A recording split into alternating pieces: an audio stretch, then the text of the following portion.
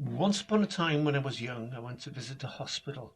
I suppose you could call it that's probably best described as a criminal psychiatric unit. I remember walking within its walls and one of the psychiatric nurses pointed to a window in one of the units and told me that's where one of the country's most notorious, appalling and cruel killers resided. It took me a step further into the reality of where I was, and to this day I still shudder when I think about it. I was sort of preparing an idea for my master's dissertation at university and was spending a day in a ward where resided serial killers and sundry murderers. I have to be honest with you that once the sense of trepidation fell away, I actually had a pretty good day just chatting to the men in there. I'd been advised not to ask specific questions about why they were there. I had been thinking if I could even broach a subject with them and was glad I was not allowed to. I just passed the day in the company of men who were as complicated, wary, and tricky as many people we meet during our daily lives. None of them were innocent, and some had spent the last 20 to 30 years in there or some similar institution. I had some strange and completely unexpected conversations in there. I've been reading up a great deal about such people and read a few books by former FBI analysts on the subject, and I remember leaving there totally confused. There were no definitions or archetypes, but complicated humans who just happened to have done appalling things to their victims. But because their privileges depended on good behavior, I had been safe in there all the time. There were also guards in there who left me equally confused as to how they actually fitted through the entrances. The point I wish to make with this amble through a specific part of my life is that about that time, people who might previously be described clinically as psychopaths were now to be referred to as having personality disorder. It's not a diagnosis I like at all because it is not a title that is domain specific, and it drags other people with psychiatric problems, lesser psychiatric problems, under a banner that is just not right for them. Anyway, I wrote my dissertation on homicide and passed well enough, and other than working for a politician, I never really used my knowledge directly. Right, to this tale about the Badlands. This one's about Richard Hargreave Owens. What's he to do with what I've been talking about? Well, Owens was a bad one. He was bad through and through, his family equally so. In the 1950s, his uncle had murdered a local woman in cold blood. It was unnecessary. It was an act perpetrated from a place of pure evil, and he'd been sentenced to hang for his crime. How on earth he managed it, I do not know, but he managed to escape the hangman's noose and passed the next 20 years in prison until his death. He was a vicious man and a bully who eventually picked on the wrong person, even more evil than he was. He was found brutally decapitated, torn in fact, one morning. The entire prison rejoiced at the news that his head had been impaled on the bedstead. No one grieved over him. The inquiry into his death had been very brief, cursory in fact. How his door had been opened at night and person or persons unknown had entered his cell were not overly investigated. He had become such a monster in the prison system that in a conversation of nods and winks and knowing glances, his demise had been assured and justice served in a karmic and appropriate way, so it seemed. There was no place for him in this world, and he was beyond any kind of redemption, and so was given an assisted exit towards that hot place far to the south of where we all hope to end up. His grandson, Richard Hargreave Owens, had not been exempted the family traits and was somehow able, with his furtive intelligence, to avoid incarceration quite simply. That whatever it was he had done to anyone could never be proved. How, you ask? The answer was simple and very physical. He was 6'4", a bear of a man, articulate in his violence, and with eyes that would intimidate even a demon from the hell in which his grandfather was hopefully now a resident. He was a drug taker, drug dealer, alcoholic, rapist, and thrived in his violent temperament and reputation. Owens only ever smiled, if it was a smile of satisfaction at an outcome favourable to himself. He also had a group of equally minded thugs who acted as his agents, his lieutenants, and even they lived in fear of his vicious and unanticipated violence. Whatever nefarious and appalling acts he had ever perpetrated across his life had eventually brought him to one specific place, and at a time designed explicitly for him, it appeared in retrospect. Up until that moment, it had been a very lucrative evening in terms of his drug activities. The Irish trawler that had been slowly creeping up the Welsh coast over the past few days had eventually pulled in off a small cove in the upper reaches of the northwest of the island, and its thugs had helped by means of an inflatable boat to unload many kilos of heroin and sundry popular items of the same nature. This was a simple facilitation of the transfer of goods onto and then away from the island as quickly as possible. He had overseen this and made sure that the goods were what they were supposed to be, and a great deal of currency had been exchanged. In recent months, he had been persuaded by the suppliers to receive payment for his services in a combination of money and gems. The hard currency would pay his team, and the remainder would fall into his pocket along with the gemstones. And afterwards, as far as the world knew, that was the last that anyone had seen of him. It had been supposed that he had that night escaped the island and could be anywhere in the world, living off his ill-gotten gains. Despite searches across Europe and other countries signed up to Interpol, he was never found, and that night is where we shall begin. Whatever it was that Owens had done with his fortune during his tenure as kingpin had never been apparent in his daily living. Maybe the love of having money was enough for him. He was not one of those people who thought of money as something to spend as soon as it came into their hands. He drove around in a beaten-up 25-year-old Range Rover and lived a very modest life in his grandfather's cottage in that area that I have previously identified as the Badlands. There were absolutely no outward signs of wealth. Anyway, it was gone 3 o'clock in the morning that the evening's work had finally been completed, and whatever left undone was delegated to his lieutenants. And he was now on his way home, and looked forward to drinking the bottle of single malt that he always laid aside to drink dry after each criminal venture was completed. It had been a good month, and he had drunk a lot of good whiskey.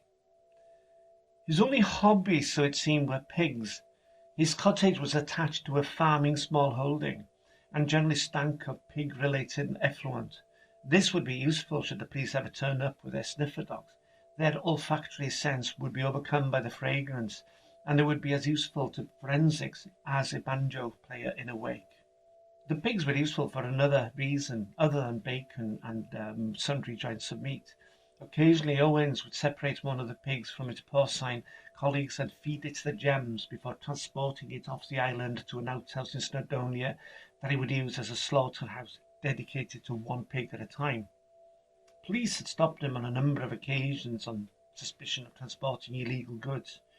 Both Owens and the pig smiled at them.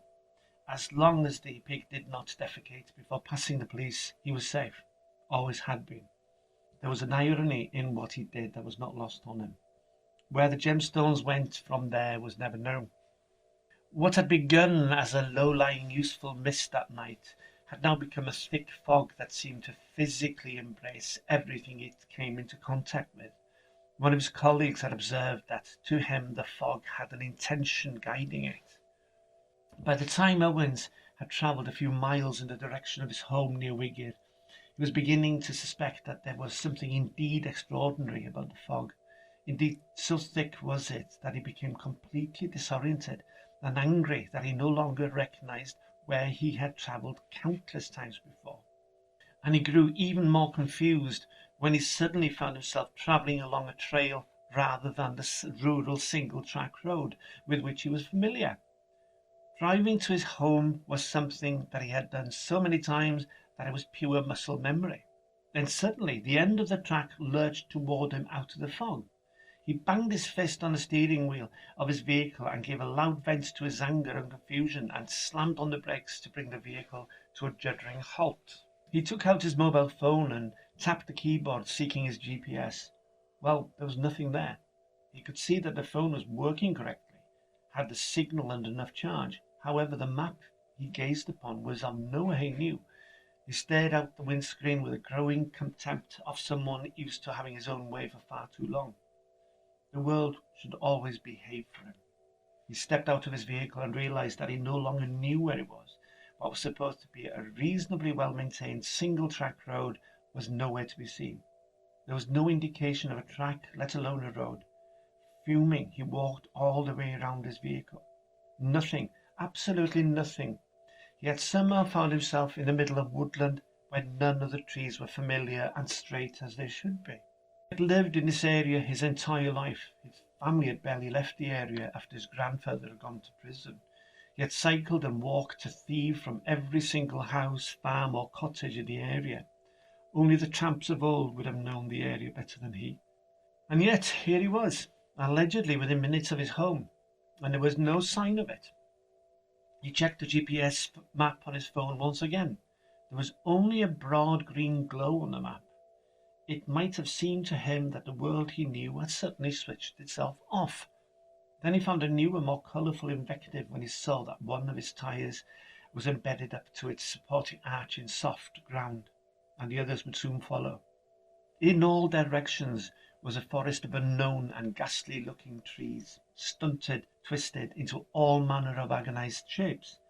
He struggled up onto the vehicle roof. There were nothing but trees. Even the fog that earlier seemed impenetrable had withdrawn a distance of a few yards in fearful respect. There were no lights of familiar abodes to be seen, just a heavy dampness of which he was slowly becoming aware, and to add a menacing delight to his circumstances, the headlights then began to wane and almost seemed to dip as they withdrew their services for the night. The same for his phone light when he tried it. All that was left was the wheezing presence of the fog that was now emanating a nauseous yellow glow.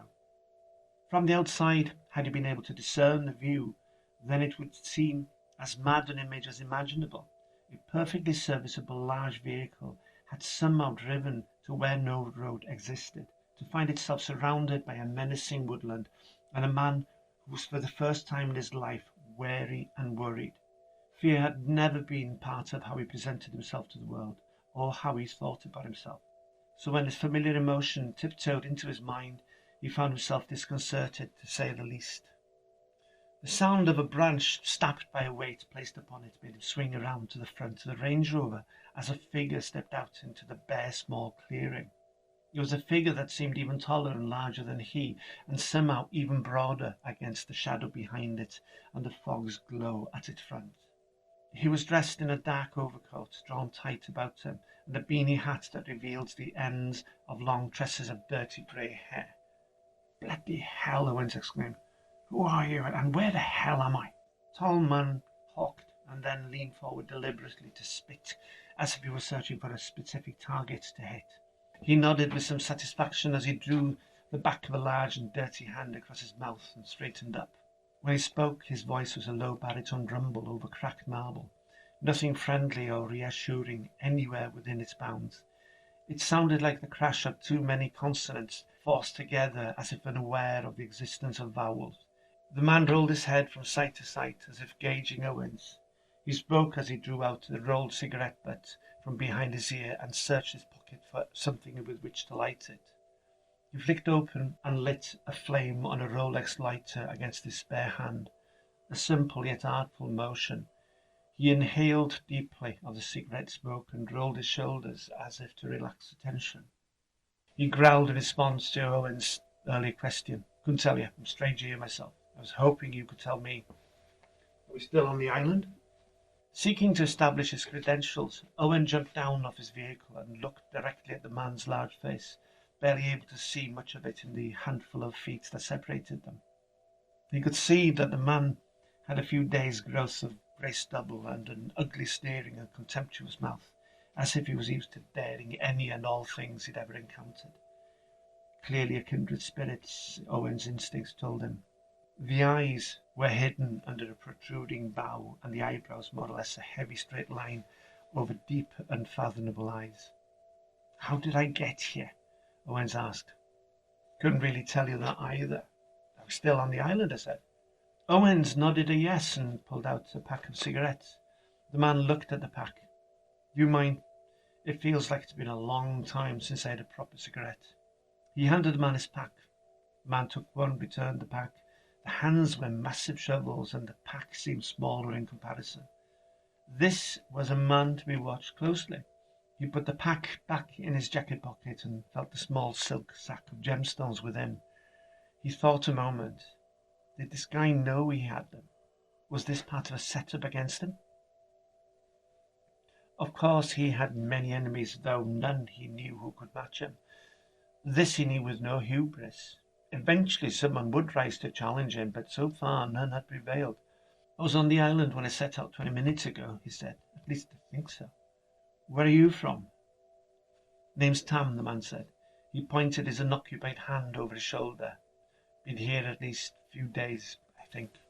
Suddenly the man turned his head back and upwards at a sound in the trees above and behind. There was a rustle that seemed to flutter in the branches, and then a crick that suggested something quite large had settled down as if to watch them. "This isn't a safe place to stay," said the man named Tam. "Everything's dangerous out here." And as if to confirm that he might himself be part of the danger, he opened his coat and pulled out a 2-foot-long machete from a harness fashioned out of an old tie or something similar. Certainly it looked like a tie or a cravat, both which seemed incompatible with this man. The man calling himself Tam saw Owen's glance at the blade. "There are far worse things to worry about here in the Badlands than me," he said. "If you have a weapon yourself, then fetch it this instant. You may well have need of it before long." "What the hell's going on here?" Owens cried. The man called Tam held up his hand to stay him. "I see you are not a trusting man. That's good. It may yet save you." Owens was on the verge of escalating his natural paranoia to action.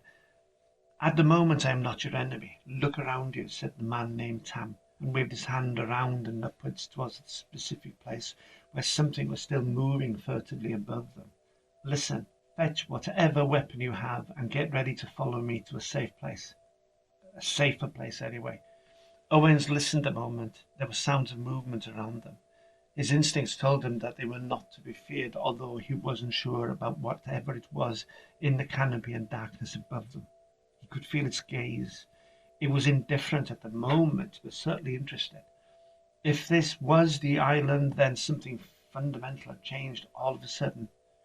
Unencumbered by a colourful imagination, he accepted reality before him until it could be proved to be otherwise, and that this man revealed who he really was.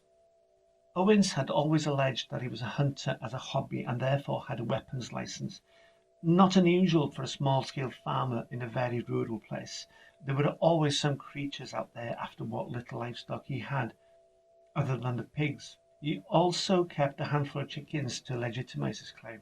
As he had no convictions and only unsubstantiated allegations against him by the police, the magistrate had always been unable to refuse his license application and renewals. In his Range Rover he had 2 secret compartments, one under the back storage area and the other beneath the driver's seat. A 12-bore in the back, which he fetched along with a handful of cartridges he thrust into his pocket, and a handgun beneath his driver's seat. He held both up for the man named Tam to see, to be wary of. He thrust the pistol into the back of his jeans beneath his jacket and then proceeded to load 2 cartridges into the shotgun. "Right then," Owen said. "Where to?" The man called Tam looked at the weapon, a mild look of puzzlement on his face. Then he tested the heft of his own weapon, shrugged, and turned to walk into the trees.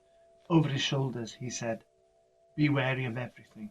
If we need to defend ourselves, then wait my counsel on it." One thing among many things had been intriguing Owens. Why did you call this place the Badlands? The man called Tam turned around and grunted, "Because that's what it's always been called. Move softly like a predator and you might survive, and stay close. If we are attacked, then they will attempt to separate us." "They?" "You will know them when you see them. Don't hesitate when I shout to you. Hesitation is death out here in the Badlands." He turned away and started to step around the trees, moving warily and sending out his hearing and sight in all directions. Half an hour later confirmed to Owens that wherever he was, he certainly wasn't anywhere near where he wished to be. There were no woodlands this weird and uncomfortable anywhere in the north of the island, supposedly. The mud through which he dragged his sodden boots stank of rot and decay, and the 2 wizened branches he brushed against fell to pieces immediately, drawing a dark and threatening look from the man called Tam. You draw their attention to us, and I will kill you myself, he said, simply sharing a fact as far as he was concerned. Just try it. Owen seethed at him and pointed his weapon in the man's face. Your weapons have only a limited capacity here. Once they are empty, so will you be, eviscerated while you live. He turned away before Owens could question him further. Whatever the sound that they had heard earlier by the Range Rover continued to follow them.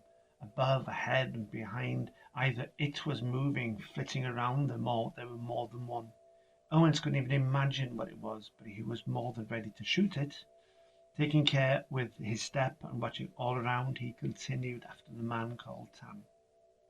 And then they were out of the station wood. Before proceeding further, the man called Tam fell slowly onto one knee and stayed silent for more than a minute. Somehow, here, about to step out of the woodland, Owens felt even more vulnerable than he had the entire nervy traverse of this unknown forest. Something puzzled him. He just couldn't put his finger on it, but it was significant enough. His instinct had told him. He might be well outside his zone of comfort, but his mind and instincts were as honed for here as for anywhere. Then he worked it out. If he added the time that intervened between finishing the work of transferring the drugs from boat to vehicle, then setting off for home, and what had happened in the intervening time, then it should be past dawn. He looked up. My God, he said. The man called Tam turned about sharply. Shut up, you bloody fool. What is it now? He gazed up at what had stunned Owens into his shocked utterance. He said, it changes. Another sea and always another sky. It varies and shifts as if by some unknown tidal effect. This specific period is not as surprising as usual. Maybe it's settling down. Probably not, he added after a few seconds of thought. Where the hell am I? And don't say the Badlands. This is somewhere entirely else to the island. He was both panicked and mesmerized by what he was seeing. The only useful reference he had that could gather any of what was happening, sometimes violently above him, was the aurora borealis, with its sweeps of colour from solar winds and ionization in the planet's upper atmosphere. This, however, turned his stomach. Imagine a colour that would render you nauseous and faint, then amalgamate that in a sweep of gothic sharpness that appeared to be in violent conflict with itself.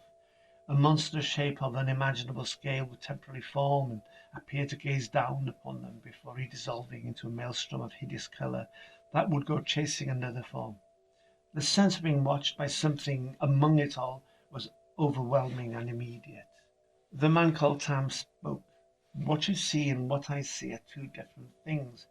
Whatever that is up there, he pointed casually, is unique to you. It's a mind trick on some ridiculous scale that I now choose to ignore. It has no significance as far as I can see. It is incidental to all of the things that are going on here. Imagine them as the remnants of other energies as each form dissolves. Ignore it or it will drive you mad. If you wish to survive here and not be torn to shreds physically before you actually die, then madness is not a healthy state of mind to have. If it disturbs you, then look away from it. You'll find no good news of it. It took Owens one heck of an effort to drag his eyes away from that appalling storm above them, and then down to where the man Tam was pointing his machete. That, he said, is where we must get to. This was again a shock for Owens, because what he saw out there, a few hundred yards across an untidy and distressed patch of grass and overgrown, barely identifiable weeds, was a low building with three even lower separate outbuildings behind it. He recognized it immediately as his own home. Yet it was so different under the sky that riled and twisted a relentless, nauseating purple. Before either man could speak again, all hell broke loose in the canopy above them, and the man called Tam screamed the words, "If you want to live, use your weapon now. Aim for the chest. That's where their thinking centre is." The man called Tam was on his feet before Owens could even react, and had started striking at what fell out of the trees. Two things, in fact. Two creatures from some passing nightmare fell into the space between the two men, and Owens fell back startled as an ogling, angular arachnid twice his size began to thrust an oddly articulated appendage at him. Even though he pulled his legs back, It managed to make contact and drew a scarring claw across his calf like cutting through butter. The violent tendencies that he had nurtured and practiced his entire life thus far kicked in, and the shotgun that had somehow stayed in his hand was brought to bear and aimed in the general direction of the arachnid's chest. He pulled both triggers.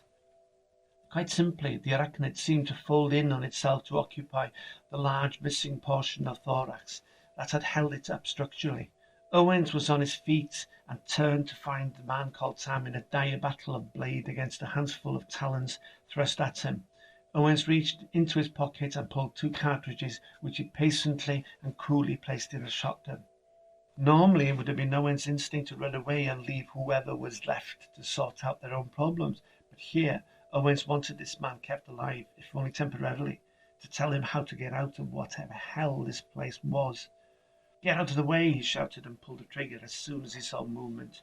Once again, the arachnid monster's center dissolved in a dark gore, and it folded itself in over the space unexpectedly created for it and collapsed to the floor. Owens glanced down at it in surprise and then back to the first he'd shot. They were both dissolving into the putrid soil and mud beneath them. "Oh, that's a surprise," he said more to himself. "I expected a bottle of whiskey and a bag of salted peanuts this evening. Killing aliens was not on the cards." The man called Tam, who had thrown himself aside at Owen's warning, got back up with a few age-related grunts. He shrugged as he looked down at the bubbling mass at his feet. "That's new," he said. "Enough force then, and they do this. Normally this blade is just good enough to chop off a few limbs and discomfort them while they go away and grow new ones. Can't see these 2 slinking away ever again." A heavy tumbling and destructive noise came from the woodland far behind them. "Ah well, Mum won't be happy about what you've just done," he said with a wry grin. He pointed at the small holding. "I think running would be a good idea at this time. We do not want to be here when that creature arrives." Well, there were plenty of questions floating about between Owen's ears right then, but the instinct for survival pushed them far away as he and the man called Tam broke cover and ran as quickly as the undergrowth and hummocks allowed them. Owen tumbled and fell, but managed to roll back onto his feet immediately, and all the time the man called Tam's cries urged him on with "Run, run!" Twice he looked behind him. The first time he could see the trees behind him part, and then the second time he actually saw what they were running away from. Mother Arachnid was 3, 4, 5 times as big as its recently dissolved babies, and a monster from an appalling nearby hell once again. The man called Tam got to the cottage door first, familiar with underfoot, and pushed and held the door open to allow Owens to fall in, through and onto the stone-flagged floor. He swiftly followed and slammed the door shut and pulled a heavy metal bar across the entire height of the door before he pulled back the window's internal shutters and stared out. Owens had cast aside both of his weapons as he fell and was on all fours on the ground, breathing heavily and working hard to keep what little undigested food that remained in his stomach from splashing onto the floor. In between big, painful gulps of breath, he asked, "What on earth were those things?" "None of this is normal," the man called Tam said. "Not normal at all. This is certainly not your world. Neither is it mine, and yet you recognize it as such." The man called Tam spoke again as he moved away from the window. He picked up both weapons, inspected them, and placed them on a table made of rudely hewn wood set against the wall beside the door. "Interesting," he said, and then responded to Owen's questions. "Nothing has happened to this place. This place is this place. As your place was your place, each must exist in some different when, I suppose. As it is for you, this is not my place, but this is where we are, and where I must survive." Owens got up unsteadily and went to look out the window and stared out across the field they had both crossed in dire panic a few minutes earlier. In the now insipid twilight, he could only just about see a swathe of destruction. Owens got up unsteadily and went to look at the window and stared out across the fields that they had both crossed in dire panic a few minutes earlier. In the now insipid twilight, he could only just about see a swathe of destruction reach back into the woodland. "It's gone. But will it follow us here?" Owens asked. "I was wondering about that. None have dared come here before. It's as if the light of the open was somehow deterring them." So it appears it's the same with the mother, which is good news. I call her the mother. I suppose the better name would be the queen. Still, it's an ill wind that blows no good, and set about getting a fire going. Suddenly exhausted, Owen leaned against the wall beside the window and asked the obvious question. Okay, so how do we get out of here? The man called Tam by the fireplace looked over his shoulder and with a frightening certainty said, We don't. Once you tumble through one weakness, then you can never go back. I was a young man when I first fell through. I'd killed a man and then ran into the Badlands. My Badlands, not yours, to escape the law. I remember running through a dense thicket. The next thing, I woke here. I don't know how else to explain it to you. He turned back to the fireplace and his task. There has to be a way out, Owen said, his mind suddenly terrified of approaching the stark reality of what the man called Tam had just said. The evidence of his own eyes and the world around him and the creatures he followed told him that the man was for real. I need to go back, said Owens. I have serious business to attend to. The man called Tam shook his head slowly. It seems we can only go forward. That's all there is to it. But this place is identical to where I live. How can that be? This is the 7th place I've been to, and I can tell you that none of them are much better than this. The universe may be immense beyond understanding, but it's not very imaginative.